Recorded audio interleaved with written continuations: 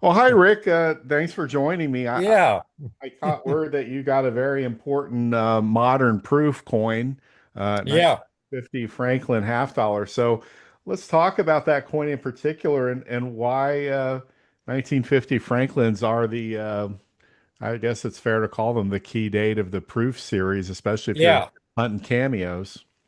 Well, it's a really, I think in the notes I sent you, if you look in the NGC set registry, I have a client who has the finest known proof seated half set, from 1858 to 1891, spectacular coins.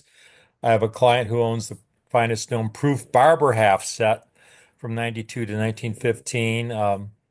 I had a client who owned a finest known proof Morgan set, et cetera. So I've had a lot of, proof coins are my first love. The half dollars and the dollars, they're my first love. And the one thing, when I really got involved in Franklin's in the early 1980s, the proofs, and the more I studied them, what I've concluded over the decades is that the overall, if you had to pick one year where the overall quality of the proof half dollar was the worst for that for any year in general, it would be the 1950. I mean, and there's several reasons why. The fortunate thing is that the mintage was 51,386 coins, so the mintage was higher than previously. So they had more dies to prepare, but there were a lot of reasons why the quality of these coins in general were so poor. One, of course, they hadn't made proof coins since 1942. Um, and if you look at 1942's, the proof walkers, you'll see a lot more of them, despite a much lower mintage, a lot more of them in very high grade than the 1950 Franklin. And the 1950s Franklin, I think what happened, Charles, is that you had a lot of new people in the department that were tasked with the job of making proof coins who had no experience making proof coins. I mean, the fellows who were working there in 42 were gone. You had World War II and everything, and so you had all these new people. And so the making of a die was maybe more of a learning process for a lot of these people. And on top of that, you had the fact that there were a lot more proofs that they ended up striking than previously. Um, here we were 5 years out of World War II. You had a lot of ex-military men who were getting established in the working world and the business world, and you saw a real boom in collecting taking place in the 1950s. And so they had over 50,000 orders for proof sets, but they may have only had so many dies. And if you look at enough 1950 proof Franklins, you'll see a lot of them, a very high percentage of them are struck from very worn dies. Some of them you'll look at and it's hard to tell if they're proof coins or not because the mirrors are so shallow, and a lot of times these worn dies, you'll see a lot of pitting on the high point of the bell and on the high point of Liberty's cheek. Um, as an indicator of coins being struck from these worn dies. So you had a lot of these kinds of the majority of Franklin's in 1950 were struck from dies that were not, in pristine, beautiful, deeply mirrored condition. Nowadays, you see proof coins and everyone's a beautiful black and white cameo. Back then, I think they ended up overusing using these dies to fill these orders, and so you had a lot of coins that were just struck from very poor dies. And then there were some nice cameo dies, but then again, 1950, this is the first year they came out. They came in the box sets. And the 1950 Franklins, they had, a lot of times they had glue stains from the glue that they used in those envelopes. Hairlines. But they always had hairlines. all the deeply, really deeply mirrored 1950 Franklins I've ever handled had hairlines. If it just had a few and it graded proof 66, well, that was exceptional. A proof 66 Cameo Franklin is exceptional. And then if you get one in proof 67, that was extraordinary. And then there's actually been a few 6.8s out there. But a 6.9 is basically a perfect coin. Now, when he told me he had a 6.9 Cameo, there was only been three or four graded in 6.8 Cameo. So And you at probably least a you probably couple, expect yeah. So you probably expect at this point it's like an upgrade or something, right? I didn't know what to expect. What I actually expected was that it would be struck from because I think I've seen all four of them. And two of them were struck off of a very weak cameo die. By a weak cameo die, it's not one that I had pictured in my book. I call it a weak cameo die because even though they're early strikes, the obverse is very, very lightly frosted. I mean, it has just enough frost for a cameo designation. If they would have put uh, uh, a symbol behind after it, they would call it a cameo minus. It was just very lightly frosted. And two of the 6.8 cameos were off that die. Now that die, the coins in general are high quality. They have nice mirrors. They usually have relatively few hairlines, so they usually grade pretty high. But in terms of contrast, they're very, very weak cameos. So I kind of was expecting one of those. And so when I got the coin, and the first thing I noticed is that it was an early strike off of a top die. I put my glasses on, which these are my reading glasses. They're 150s. So my coin glasses are 325s, right? Of course. So I put the 325s on to look for the hairlines, and I couldn't find any. And the mirrors were just jet black. And it was just blew my mind. And it reminded me, because I started in deep mirror proof like Morgan dollars. And you're familiar with that 1886 O MS67 deep mirror proof like. Sure, yeah. Uh, it's a one of a kind 1886 O. Like $1 million coin, but it's so superior to any other 1886 O. It's like it just stands alone for that date. And this kind of reminded me of that coin for a 1950 because it's just unlike any 1950 I've seen. It's an early strike off a top die. And where all of these other coins, they all had hairlines, this coin was absolutely flawless.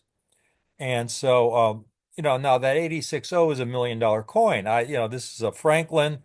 One thing I can say is certainly among the Franklins I've handled, I know in auction there was a 1958 P Mint State Franklin in 6.7 plus FBL, sold several years back for $129,000. Um, Among Mint State and Proof Franklins, this was probably the most, you know, uh, amazing Franklin I've handled in terms of what it is for the date and grade. The fact that it's this kind of quality, I look at the coin and the coin is a 6.9. It's not a coin that, um, kind of like you say, well, crack was a crack out or something like that. It's just absolutely spectacular. And PCGS hasn't graded any in 6.8 Cameo, so it wasn't in a PCGS holder. No, the guy said he got it out of a proof set, and it just blows my mind that he got this out of a proof set. So, yeah, it's a great story. I'd like to say that he got it out of somebody's old time collection who put it away back in 1950 or something like that, but he got it out of a proof set. I just think, boy, some people, I've never been that fortunate. I've looked at millions of proof sets over the years, and I found some later dates in Ultra Cameo, but to get an early date like this in this condition is um is extraordinary, and it's really a thrill.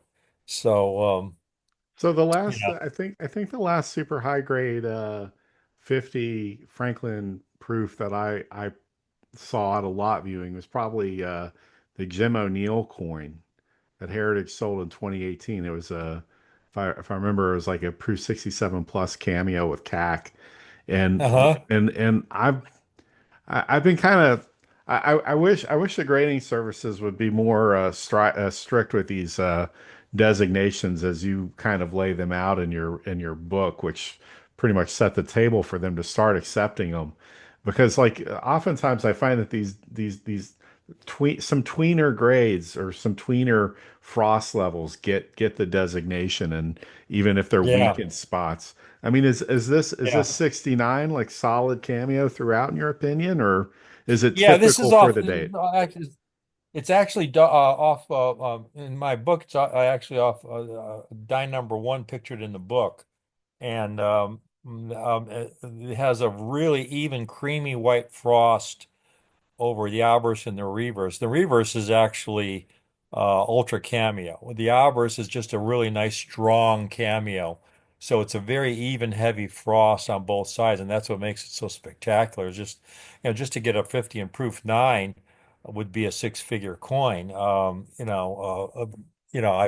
I've never handled for a long time. There was one in the NGC Pops that was a 9 star, and I had never seen that coin. I can only guess that maybe it had some nice color toning around or something that gave it the star designation. But that's been in the NGC pop tables for I don't know at least 10 years, and that's the only I wish I had seen that coin, but to get this coin, it's again, it's a dream come true because I never thought I'd be handling a 1950 in proof nine, and here's this nine cameo that's a really strong cameo, and it's a solid 6.9. It's fully deserving of the grade, so it's just as a specialist in these coins and a collector at heart, it's just a lot of fun. What do you think the impact of a coin like this I mean, first of all, is the coin coming to market or is it going into your personal holdings? No, we're going to we got some clients we're gonna call about it, and because we have some really good clients who we want to give them first shot on it, and we're gonna go from there because the last thing I want to do is to put it in an auction. I always try to you get something really special to clients that have been loyal. You want to give them first shot on something like this. And it's a coin that's, irreplaceable. You're not going to see another one. First year of issue and everything. It's kind of a holy grail for you know, proof half dollars from the 20th century. I know I've handled some really cool proof half dollars. I love to tell stories about. I remember once I had a 1936 in Walker and Proof 67 star that I sold, and I sure wish I had could get that coin back again because it was a really early deep mirror. Actually had some frost to it, kind of 36s you just don't see. Um, and I once had a 1915 uh, Barber from the Child's collection. That was just the most amazing 1915. I think it was graded 6.8 star cameo. Those are some of the highlights of some of the proof half dollars I've handled, from the 20th century. I would imagine like a coin like this coming out and getting into a an important collection might wiggle another half dollar loose from that collection, perhaps. Um, how do coins like this coming to the market like recalibrate our opinion on what's out there and what's possible? Well, that's the thing you because that's the fun thing about collecting. You just never ever know. I mean, for example, when I was working on my first book, I was trying to deliberate the rarity of a 1959 in ultra cameo condition. Now, here they struck over a million 1959 proof Franklins.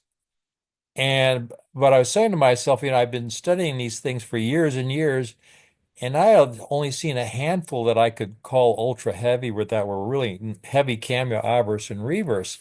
So I made an estimate that I said there's probably somewhere between, like 90 and 180 coins, something like that, in ultra heavy in all grades. And you're doing Okay. this And more or less based on your die studies. yeah, How and based many on, cameos can yeah, be struck per yeah, die? and based on in 1959, the dies seemed to wear very quickly. So if a coin struck an ultra cameo, there weren't very many strikes off that die that would strike ultra cameos. But here we are, over 30 years later, and PCGS and NGC combined in all grades, I think have graded something like 50 or 60 coins, you know? And so it's, but I try to be really conservative in those estimates. In other words, I made the estimates what I felt would be on the high side, so that I didn't want a collector buying a coin based on an estimate and then finding out that my estimate was way too high, and that there's or that my estimate was way too low, and that there's actually a lot more of the coins than my estimate. In other words, if it turned out that there were 959s and ultra cameo and my estimate was 150, that would be great for the seller, but it'd be terrible for the collector. So I made all my estimates on the high side, figuring, well, they'll either reach that estimate or it'll be below that estimate.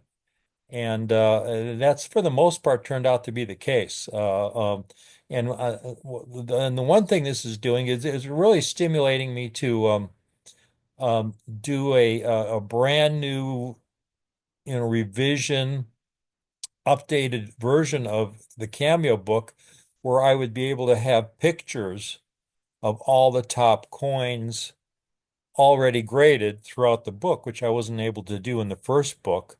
Um, Plus, I would be able to have color pictures throughout the book. With modern technology, it makes a book like this so much easier and so much more possible than, 35 years ago. 35 years ago, it was a nightmare, Charles. I mean, if you can imagine, those were the analog days. And I remember I had a professional photographer, and he had a special tent set up to photograph the coins, and there would be a reflective kind of tin foil on the inside of the tent, and the coin would sit on a stand in the middle, and the light would be underneath the stand, and the light would just reflect off all that reflective surface, and then he would shoot the coin from a little hole in the tent. And every coin was set up exactly the same way: pennies, nickels, dimes, quarters, halves. And, we do a shooting, and, some of the coins wouldn't come out right. So I'd have him reshoot it. So he would reshoot it, and again in exactly the same, setup. And the next coin would come out, whereas the first set would come back from the developer with a little bit of a red tint. The second batch would come out with a little bit of a blue tint, or the coins would be slightly larger. So, I would have to put these in a book, and it was getting very frustrating, because I wanted these to be, I really wanted to capture the cameo as accurately as possible, and that was the key. And we did that for the most part, but I finally had to settle. I don't know if I ever told you this story, but I said to myself, look, Rick, you're not going to get to the point where it's 99% accurate. You'll be doing this for 10 years if you try it. So I had what I called my 97% rule, which is, if it got to that 97%, I had to be satisfied with it. Because if you look at the first book, for example, in the quarter section, you'll see some of the quarters have a bit of a red tint to them, and others will have a blue tint, and it's all because of how they were developed in a different batch. And nowadays, though, with computers and digital photography, We don't have those issues. So it's going to be really great. And now we have, about almost 35 years where the grading services have been able to grade these coins. And now, we're seeing a lot more coins being graded in Cameo and Deep Cameo from this era than we did, say, 10, 15 years ago.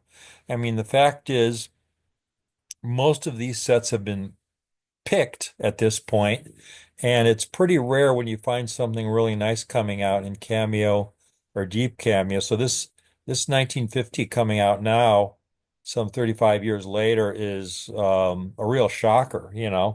So, but I call it what did I call it? I called it a 1950 Franklin and Proof 69 Cameo was a coin that I didn't believe existed. And that's the bottom line. Like there's never been a 1951 or a 52 graded in 69. There's been a couple 53s.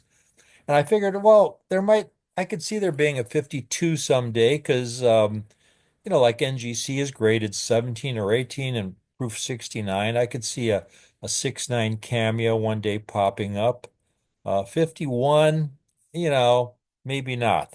But a 50, I didn't think there was any chance of a 50 popping up in 6.9 Cameo. In fact, even the proof 68s, there have been about 40 1950s graded in proof 68.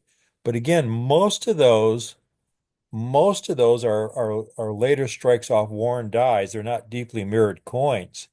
Um, but those are the kind that typically survive the decades without the hairline issue that you have with the really deeply mirrored proof Franklins. It's those really deeply mirrored proofs that tend to pick up hairlines a lot easier than those later strikes that don't have those delicate mirrors. So so this is really unusual. It's kind of a freak of nature. It So, so I shouldn't want exist, but it does.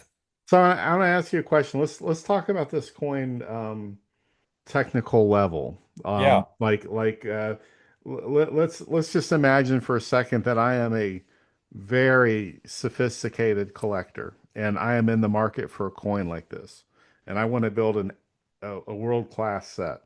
yeah, So I have choice. Well, perhaps maybe I have a choice to make. Maybe I have a NGC 67 plus UCAM or a 67 DCAM from PCGS, which up to this point I've been I really like.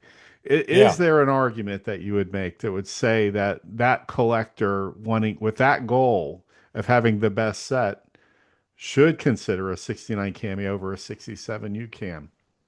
Well, the highest grade DCAM PCGS has ever graded was a 6.6 DCAM. Um, and they've graded only a couple in proof 8. Um, but when you now there's a couple ways to look at it. For registry set purposes, if you're building a registry set and you want the top ranked registry set, I believe a 6.7 or 6.7 plus or a 6.7 UCAM will give you a few more registry points than a 6.9 Cameo.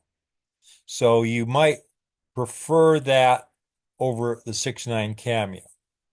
Then there are other collectors who, though, are just bothered by flaws. They want their proof coins to be perfect. I've got some customers like that, and man, if it's got a couple of hairlines on it, or a couple or a little spot here or there, it just bothers the heck out of them. And that's the collecting is all different strokes. Everybody has their own taste. This kind of coin kind of appeals. You know, if you're building a top set and just for aesthetic purposes, and I wanted to decide between a 6.7 UCAM or the 6.9 cam, I think I might pick the 6.9 cam just because it's like the perfect 50, you know? I've never seen a 50 that I look at and would say is eye flawless perfect. I'm looking at it you know, with my coin glasses on. I'm studying it under a strong light, and the mirrors are black, and you can't see any flaws or spots or glue stains on the obverse or reverse. And I just ask myself, how the heck did this coin ever survive like this? Knowing that all the other 50s I've seen, after you've seen thousands of the things, and all the deep mirrors all have hairlines. They all have hairlines. And the nicest ones I've ever handled, had a couple hairlines, two, three hairlines, but they were always there. And then to find this coin that is like, wow, there's nothing on it. It's absolutely perfect. It's a beautiful cameo, and the mirrors are just so nice. Um, you know, it's kind of a jump ball, and I would just leave it up to the collector, but there's a lot to be said for picking either one, a 6.7 UCAM. There's probably going to, there's a few of those, although, and there's only one 6.9 Cameo. Now, I haven't tried to upgrade this coin to a star or something like that. That's something I, had thought about doing. Right now, it's just in the holder that I bought it in. But certainly, I could see it getting an upgrade to something like a star cameo because it is so close to being an ultra cameo. And that might, that would give it some additional registry points. So for registry collectors, that would be important to them. Yeah. Well, at the very least, I'm sure it's going to get an Everest sticker. Oh yeah. Yeah. Yeah. This is a coin. Uh yeah, I'm working on this second book, and it certainly would be one of the plate coins in the book. I mean, it's just um, so extraordinary for the year. Um, I mean, the proof making has a really interesting history, and one of the things I say about the 1950 proof Franklin, and here we are. Here was the U.S. leading the industrial world in 1950, um, and we were striking these coins that had pitted surfaces, shallow mirrors, glue stains. And if you look at some of the proof coins struck, 50, 75 years earlier, you could find some of the most beautiful deep mirror cameo, ultra cameo proof coins struck back when the Industrial Revolution was in its infancy, you know? And here we were in this modern era, and then it was like the 1700s. Yeah, I guess. Well, I mean, the Cenex design it wasn't necessarily the easiest one to strike up. I mean, the getting full Yeah. strikes was kind of a challenge. Um, That was a big, I think that's a big part of the problem with the 1950 Franklin versus the Proof Walker. Um, Even with the Mint State coins, I mean, Proof Walkers, the later Proof Walkers, for example, are much easier to find in high grade Mint State than the Franklins. And I think it has to do with the wide portrait surface area of Franklin's portrait, and the Liberty Bell, that wide, flat Liberty Bell. And then you also have a large area of field in back and in front of Franklin's head that you don't really have with the walkers, where you have the Walking Liberty portrait. It's a much more three-dimensional, multi-dimensional portrait versus the Franklin and Liberty Bell, which is kind of almost two-dimensional, not as detailed, not as artfully crafted as that Walking Liberty half. there's certainly more hide and seek, I think, in the Franklin, and certainly more spaces for hairlines and scratches to appear. Yeah, Yeah. yeah. Well, that's it. That's it. That's the whole thing. When you have a large area that's can be easily exposed, like on the Franklin, it's a target for, especially when they came in those early cellophane envelopes, just rattling around in the cellophane envelope is going to hairline the coin if it ever abrades with the field of the coin. Yeah, a very, very similar circumstance with I think the Ike dollars when they start to appear in the 70s, although I think the Franklin has certainly much more classic design. Yeah, the Ike dollars had the benefit of being in the plastic holders, so that was nice. And however, obviously they had problems with the packing materials because as I like to call the brown Ikes, body bags, because whatever material was in those holders just had the worst chemical reactions with the surface of the coin, and you see these Ikes, silver Ikes, with this very, very heavy, opaque Haze. Yeah, haze, yeah. swampy toning. Yeah, and I just have no idea what they were using. And they had similar problems with the clad Ikes as well. Up until 1978, all of a sudden, 77 and 78 was kind of the magical time when all of a sudden there was a huge improvement in quality.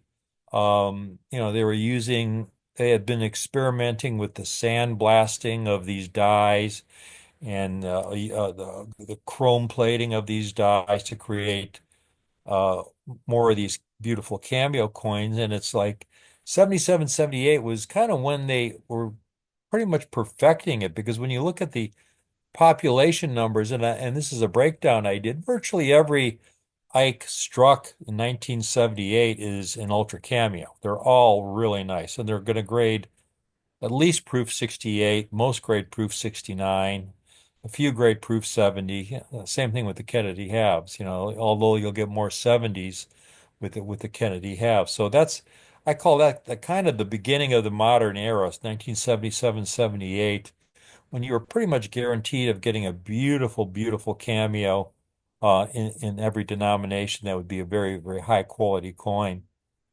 Yeah, I mean, you're right. I mean, that's pretty much why I think this 1950 to this probably, I mean, probably the early 70s, maybe around the bicentennial. I mean, that's going to be a very interesting area for collectors in the next 30 or 50 years, because of that. I wouldn't want to call them accidental cameos, but certainly the Mint didn't set out to make them. And then they changed their technology so everything is a Yeah. cameo. Well, certainly, I had the privilege of speaking with someone. It was Ed Fullwider, he's retired, who used to work at the Mint, and he used to talk about when they made cameo dies, and he said they called it pickling the dies. So they intentionally made the cameos, but they didn't know how to do it on a consistent basis because, they dipped them in this bath of 5% nitric acid, 95% alcohol, and that acid bath would frost the entire surface of the die. And then they put the die in a buffing wheel, and of course the recess portion wouldn't receive that buffing. It would retain that acid etch cameo effect. So the first strikes would have the fields would have the mirrored finish. The portrait would have the acid etch cameo effect, but the acid etch cameo effect was extremely delicate. I mean, they were coming down with about 200 tons of pressure for the half dollars, and every one was being struck at least twice. And so each successive coin, that acid frost would wear ever so slightly. So every coin would have, maybe a hint less frost than the coin before. Now, in some years, they were able to strike more cameos before the die wear set in than others. Probably the best well-known year is the 1956. For whatever reason, um, in the half dollars, there are a lot of ultra cameo 1956 halves. But then as you go into the decade of the 50s, the 57s, they're much rarer than the 56s. The 58s are much rarer than the 57s. Then you get to the 59s, and they're the rarest of all. And then when you get to 1960, all of a sudden you see more cameos. Now, that also coincides with the fact that 1960 was the year that they reworked the dies, restored a lot of the detail that had been lost on the master die over that decade. And that probably had a lot to do with why all of a sudden you start seeing more ultra cameos again in 1960, because they had these brand new dies with this restored detail. So maybe if they were dipping the dies in the acid bath, they felt they could dip it for a longer time and still retain that detail that was on the working die. That's just a theory of mine because there's really no, we did some research in the Library of Congress to try and find out, but the mint records for this kind of stuff it's really hard to come by any kind of mint records. Nobody, I could never find a diary that anybody kept about this stuff. It was always just for word of mouth from the people I spoke with. All right. So Rick, what do you estimate the value of the 50 and 69 cameo at? I mean, it has to be a 150 to Yeah, 200,000 I coin. would say 150, 175. Yeah. I mean, yeah, I could see the coin selling for more than that, but I think that's a really, really reasonable price because I think to myself, well, what would I be willing to pay for just a regular proof 69 that was a deep mirror proof 69? And I would say probably about $100,000. So if I'm willing to pay that much for a really legitimate, just regular proof 69 1950, well, here you got a Cameo 69. So I think that's a really kind of fair price. Yeah. Well, good luck with it. If you do end up selling it, please let us know. And Yeah. we appreciate you taking time to talk to us about it. It's exciting. Thank you, Charles. It's been a pleasure as always. All right, cool. Thank you very Always a much, Rick. pleasure. Take care.